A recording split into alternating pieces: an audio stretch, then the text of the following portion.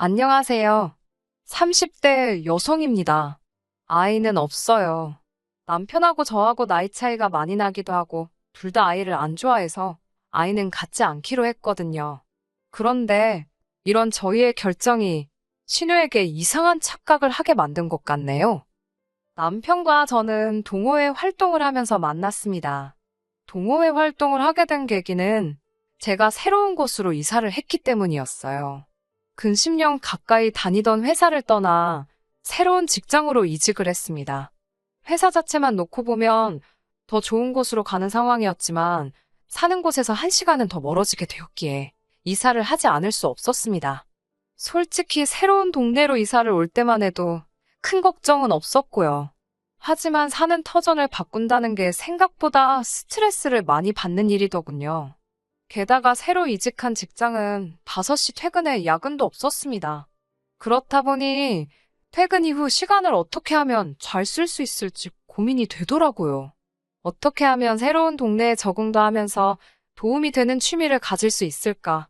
그런 고민을 하다 찾게 된 것이 독서동호회 활동이었네요. 그리고 그 모임에 남편도 가입되어 있었고요. 동호회 회원 수가 많다고 해도 모이다 보면 맨날 나오는 사람만 나옵니다. 심심했던 저는 매주 얼굴을 비추게 되었고 남편도 꽤나 꾸준히 나오는 사람이었어요.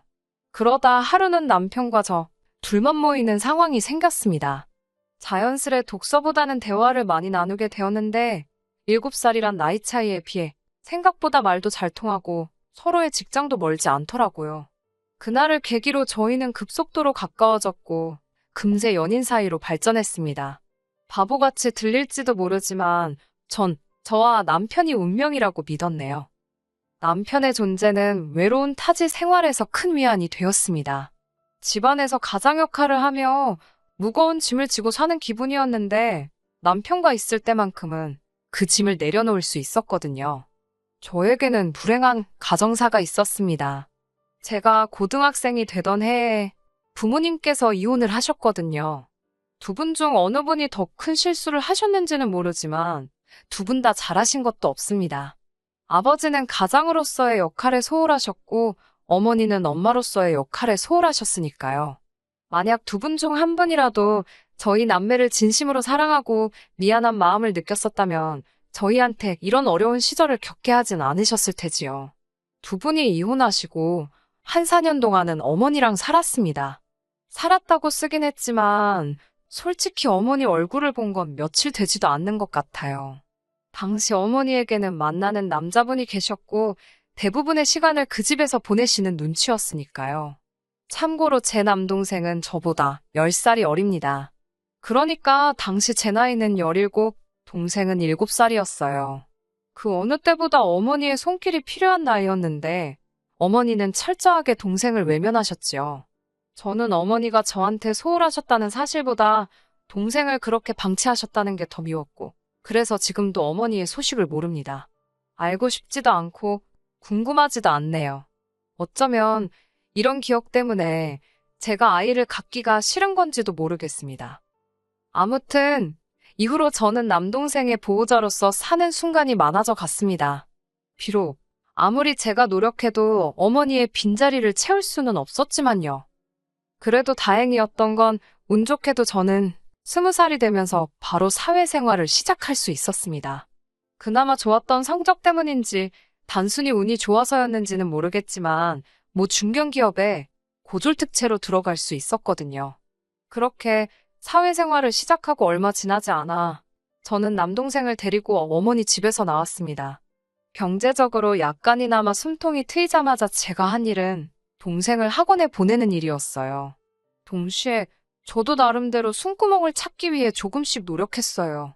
일주일에 하루 이틀이긴 했지만 친구와 지인들을 만나 맥주도 한잔하고 가끔 영화 보고 짧은 시간이었지만 연애도 해보고 그러다 보니 솔직히 말해서 동생에게 예전처럼 신경 써주지 못하는 시간도 간혹 생기더라고요. 돌이켜 생각해보면 저도 나름대로 살려고 발악을 하던 시기였고 남동생도 나름대로 사춘기를 이겨내느라 고생을 많이 했던 시간이었네요. 남편은 이미 결혼 전에 이런 제 상황을 다 알고 있었습니다. 사귄 지 얼마 되지 않았을 때 제가 그냥 전부 다 털어놓았거든요. 솔직히 전에 만나던 사람에게는 이런 이야기를 하지 않았었어요. 굳이 제 약점을 드러낼 필요가 없다고 생각했으니까요. 그리고 나중에 제 사연을 알게 된 그 남자는 제가 자기를 고의적으로 속였다며 길길이 날뛰더군요. 과장 조금 보태서 아주 개거품을 물었습니다. 사기 연애라나 뭐라나. 그래서 지금 남편에게는 허심탄회하게 다 말해버렸네요. 다행히 남편은 크게 개의치 않는 눈치였습니다. 그렇다고 해서 힘들었겠네. 그래도 잘 컸네. 그런 어설픈 동정도 없었습니다. 그런 동정을 받는 건 언제 받아도 익숙해지지가 않더라고요. 하는 사람들이야 진심이라고 했지만 겪어보지도 않은 사람들이 뭘 알겠어요? 그런데 남편은 딱히 더 물어보지도 않고 말을 덧붙이지도 않고 그 점이 참 좋았네요. 지금 생각해보면 아마 그때부터 결혼을 한다면 남편과 해야겠다고 생각했던 것 같습니다. 믿을 만한 사람이라고 생각했어요. 또 남편 역시 아이를 원하지 않는다는 점도 마음에 들었지요. 그렇게 남편과 사귄 지 1년 만에 결혼하게 되었습니다. 그래도 제 나름대로 직장 생활하면서 모아둔 돈이 있었기에 맨몸으로 시집가야 할 상황은 아니었고요. 문제는 시댁에서는 제 가정 환경을 정확히 알지 못했습니다. 핑계 같지만 남편이 말하지 말자고 하더라고요. 자기는 자기 부모님을 믿지만 그래도 혹시 모르니까 라며 말을 아끼는 그에게 구태여 말하자고 우기고 싶지 않았어요. 깨름직하긴 했지만 제가 남편하고 결혼하는 거지 시부모님하고 하는 건 아니잖아요. 솔직히 변명이지요. 저도 시부모님이 반대하실까봐 두려웠습니다. 결국 친정부모님 자리에 돈 주고 고용한 두 어른을 모시고 상견례도 하고 식도 올렸습니다. 이건 제가 100번 잘못한 일이고 지금도 시부모님께 정말 죄송하게 생각하고 있습니다. 결혼식을 올리고 큰 산을 넘었다 생각했어요. 하지만 얼마 지나지 않아 모든 것들이 들통나고 말았습니다. 남편에게는 4살 많은 신우가 있었는데 오지랖이 얼마나 넓은지 별명도 오통령, 오지랖 대통령이었거든요. 이 신우가 제 뒷조사를 했더라고요. 고졸인 거야 이미 시댁에서도 알고 있었는데 신우는 고졸이 어떻게 중견기업을 들어가냐면서 자기 나름대로 진실을 파헤친다고 여기저기 들쑤시고 다닌 모양이었습니다. 그리고선 기어이 저희 부모님이 이혼을 했고 지금은 부모님과 연도 끊고 지낸다는 사실을 알아내서는 마치 무슨 대기업의 비리를 폭로하는 정의의 사도 마냥 시부모님을 앉혀놓고 까발렸습니다. 하필이면 그날은 시어머니의 생신이기도 해서 저도 그 자리에 있었고요. 신우의 폭탄 발언에 온몸이 후덜덜덜 떨리고 머릿속이 하얘졌습니다. 어머님 아버님이 어떤 생각을 하실지 너무 걱정이 돼서 감히 고개를 들 수가 없었네요. 하지만 제 생각과는 달리 어머님께서는 감사하게도 이제 우리 식구가 되었으니 그런 건 중요하지 않다고 딱 잘라 말해주셨습니다. 게다가 신우에게 말조심, 행동 조심하라고 오히려 신우를 나무라셨어요. 뿐만 아니라 저에게는 너도 마음고생이 많았겠다며 이제는 그런 거 신경 쓰지 말고 어깨 펴고 살라 말씀하셨습니다. 그제서야 신우도 더는 찍소리도 못하더군요. 지금도 그날을 생각하면 감사한 마음뿐이네요. 그 이후로 저희 부부와 시부모님의 사이는 나날이 돈독해졌습니다. 신우 덕분에 모든 것이 드러나니 저를 포장할 필요도 과장할 이유도 없었으니까요. 시부모님을 친부모님이라 생각하며 진심을 다해 따랐습니다. 남편과 상의 끝에 매달 시부모님께 용돈도 50만 원씩 드렸고요. 이런 제 모습을 보고 동생도 제가 좋은 집으로 시집을 간 것 같다며 기뻐하더군요. 하지만 저는 제 나름대로 동생에게 미안한 마음이었어요. 이제 갓 20살 넘은 애를 혼자 살라고 내버려둔 것 같아 죄책감도 들었고 동시에 어떻게든 혼자 살아보겠다고 아둥바둥하는 동생의 모습이 안쓰러웠고 저도 그 과정을 겪어봤으니 어떻게든 동생에게 도움을 주고 싶었습니다. 하지만 오히려 남동생은 절대 자기를 도와주지 말라며 제 손길을 거부하더군요. 괜히 누나 오해 산다고 자기는 저에게 짐이 되기 싫다면서요. 동생이 어려서부터 부모 없이 저랑 둘이 지내서인지 철이 빨리 들었거든요. 남편도 그런 사정을 알았기에 이따금씩 제가 알게 모르게 동생에게 용돈도 챙겨주고 밥도 사주고 부모복은 없어도 내가 형제복, 남편복은 있구나 싶었네요. 제가 결혼하고 1년쯤 지났을 무렵 동생은 군대를 갔습니다. 사실 저는 남동생을 어떻게든 대학에 가게 하고 싶었지만 동생이 학비 때문에 스트레스를 많이 받는 눈치였어요. 마음 같아선 제가 학비를 다 내주고 싶었지만 현실적으로 그건 어려운 이야기였기에 대학에 가라 강요할 수도 없었지요. 이후로 1년 8개월 만에 전역한 남동생은 충격적인 소식을 전해왔습니다. 전역을 한 달 남겨두고 저에게 말없이 휴가를 나왔었더군요. 그리고는 공무원 시험을 쳤답니다. 군대에서 짬짬이 공부를 했기에 자기 실력이나 확인해볼까 싶어 응시했다네요. 괜히 저한테 이야기하면 제가 자기보다 더 떨게 뻔해서 비밀로 했다고요. 그런데 그렇게 시험 삼아 본 시험을 떡하니 붙었다며 동생이 씩 웃어 보이는데 정말 너무너무 자랑스러웠습니다. 남동생이 군대에 있는 동안 종종 면회도 갔었고 휴가를 나왔을 땐 밥도 몇 번을 같이 먹고 동생에 대해서는 모르는 게 없다고 생각했는데 그런 꿍꿍이가 있었다는 건 조금도 눈치채지 못했었네요. 그런 동생을 보며 이번만큼은 동생에게 도움을 꼭 주고 싶었습니다. 저녁 이후로 당장은 저희 집에 머물고 있는 상황이었고 남편도 원하면 같이 살자고 했지만 동생은 한사코 이를 거부했어요. 신세지기도 싫다 했고 어차피 동생이 다니게 된 직장과 저희 집이 왕복 3시간이 넘게 걸릴 만큼 멀기도 했네요. 이제 곧 출근한다는 기쁨도 잠시 동생의 얼굴이 하루가 다르게 어두워져 갔습니다. 저에게 터놓고 말은 못하는 눈치였지만 전전긍긍하는 게 다 보이더라고요. 그런 동생을 보며 이번만큼은 동생에게 도움을 꼭 주고 싶었습니다. 제가 그래도 수입이 나쁘지 않았고 그간 시댁에 꾸준히 용돈을 드리고 있었던 것에 반해 친정에는 따로 용돈을 드린 일이 없었으니 이번만큼은 동생에게 도움을 줘도 괜찮겠다 싶었고요. 그렇다고 제 마음대로 혼자 결정할 수는 없었으니까 남편에게 이야기를 했어요. 남편 돈은 손대지 않고 제 적금으로 동생 보증금 정도는 도와주고 싶다고요. 남편도 시원스레 그거 좋은 생각이라며 제 의견에 동의해 주었습니다. 서울이라면 어림없었겠지만 다행히 서울이 아니었던지라 보증금 3천에 월세 40에 빌려 월세를 구할 수 있었습니다. 그리고 고맙게도 남편은 이 모든 상황을 이해해줬을 뿐만 아니라 기뻐해주기까지 했어요. 남동생도 저와 남편에게 정말 고맙다며 어떻게든 이 보증금은 꼭 갚겠다고 그러던걸요. 이후로 남편은 시부모님과 신우가 있는 자리에서 제 남동생이 군대에서 공무원 준비를 한 거며 합격까지 했다는 이야기를 마치 직접 보기라도 한 듯이 장황하게 설명을 하는데 어찌나 재미있고 뿌듯하던지요. 하지만 그쯤에서 멈췄으면 좋았을 텐데 남편은 그런 처남에게 제가 월세 보증금을 해줬다는 이야기까지 늘어놓았습니다. 솔직히 듣는 순간 아차 싶었지만 의외로 시부모님이나 신우 둘 다 별 반응이 없었습니다. 마음 한구석이 찝찝했지만 이미 엎질러진 물이었지요. 그리고 얼마 전에 있었던 일입니다. 신우에게서 전화가 왔어요. 결혼 초에 신우가 제 뒷조사를 했던 일 때문에 솔직히 지금도 신우와 제 사이는 껄끄러운 편입니다.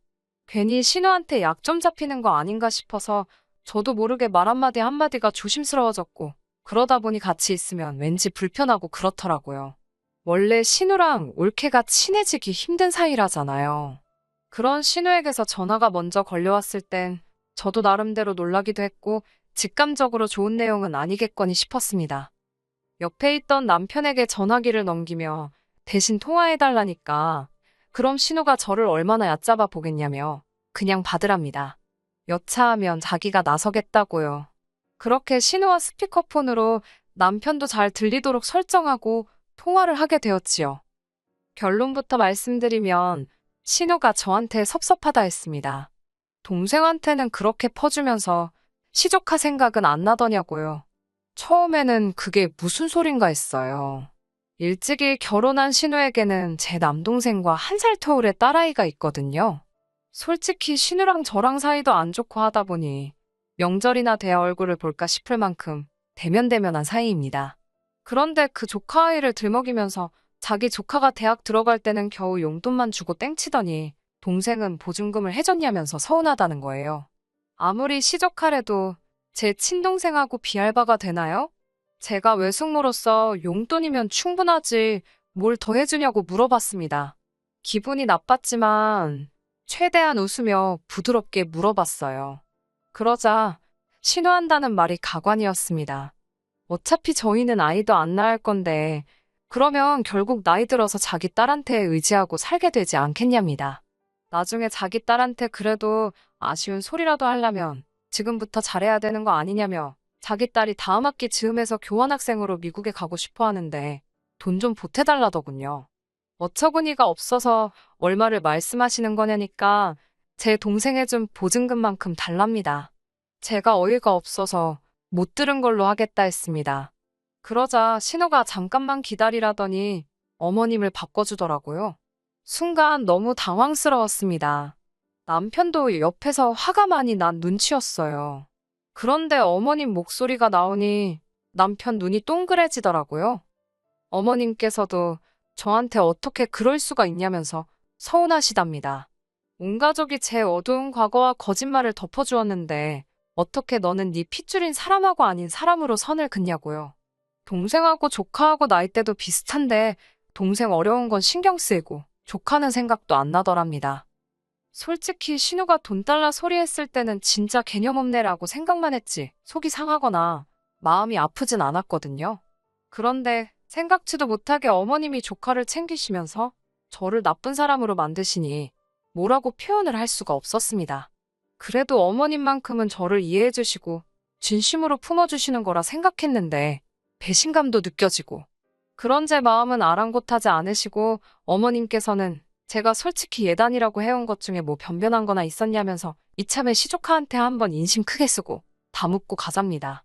진정한 가족으로 거듭나면 저도 좋고 당신들도 좋고 다 좋아질 거라면서요. 왜인지 눈물이 자꾸 나오려고 하는 걸 억지로 누르면서 어머님께 어머님이 저를 그렇게 생각하고 계신지 몰랐다 했습니다. 그리고 아무리 그렇게 말씀하셔도 저는 시조카한테 그 큰 돈은 못 준다고 했습니다. 이번에 주면 두 번, 세 번도 끊임없이 달라고 하실 게 눈에 뻔하다고요.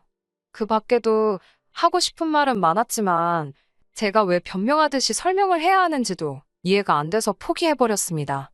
제가 더 이상 아무 말도 안 하고 있으니 신우랑 시어머니 둘 다 지금 당신들 무시하는 거냐면서 안 되겠다고 제 남편한테 제가 어떤 애인지 당장이라도 말해줘야겠답니다. 하지만 이미 옆에서 다 듣고 있던 남편이 지금 둘이 뭐 하는 거냐고 조용히 따지더라고요.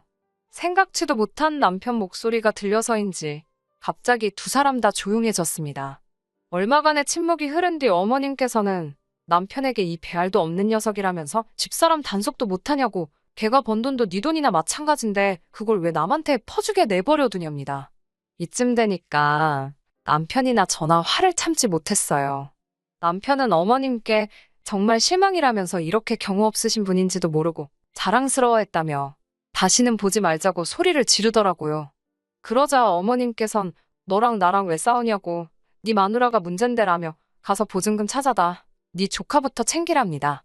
너는 어째 팔이 바깥으로 굽냐면서 신우는 신우대로 빽빽거리고 결국 화가 난 남편이 휴대폰을 집어던지면서 통화가 끝났습니다. 남편은 자기 머리를 쥐어뜯으면서 저에게 정말 미안하답니다.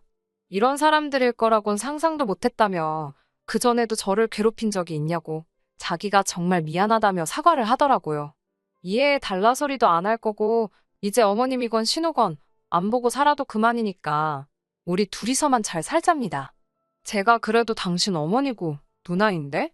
그러자 남편은 신경 쓰지 말랍니다. 자기가 그동안 눈이 멀었던 것 같다면서 이제 정말 저만 지켜주겠다나요. 남편의 진심 어린 말들에 저는 결국 남편을 믿어보기로 했습니다. 이후로 시댁에 보내던 용돈을 끊었습니다. 그 외에도 저희가 보험이라던가 공과금을 내드리던 게 좀 있었는데 그런 것도 전부 다 끊었어요. 한두 달쯤 지났을까 어머님께서 아무리 그래도 자식된 도리는 하고 살라며 지금 뭐 하는 짓이냐고 또 연락을 해오셨는데 남편이 소리를 지르더라고요. 자식된 도리가 돈 내주는 거냐고 그러면 안 한다고 어머니랑 단돈 10원짜리 하나도 주고받기 싫다면서 아주 질색팔색을 하던걸요. 지금 이 사연을 쓰면서도 마음이 편한 것만은 아닙니다. 그래도 사랑하는 남편이 제 옆을 든든히 지켜주고 있으니 슬프지만은 않네요. 언젠가 다시 어머님과 신우를 웃으며 볼 날이 올까요? 잘 모르겠어요. 한 가지 확실한 건 이 매듭은 제가 풀 수는 없을 것 같다는 거지요. 시간에 맡겨 볼까 봐요. 끝까지 들어주셔서 감사합니다. 오늘의 사연은 여기까지입니다. 구독과 좋아요, 알람 설정 부탁드리고 더 좋은 사연으로 다시 찾아뵙겠습니다. 감사합니다.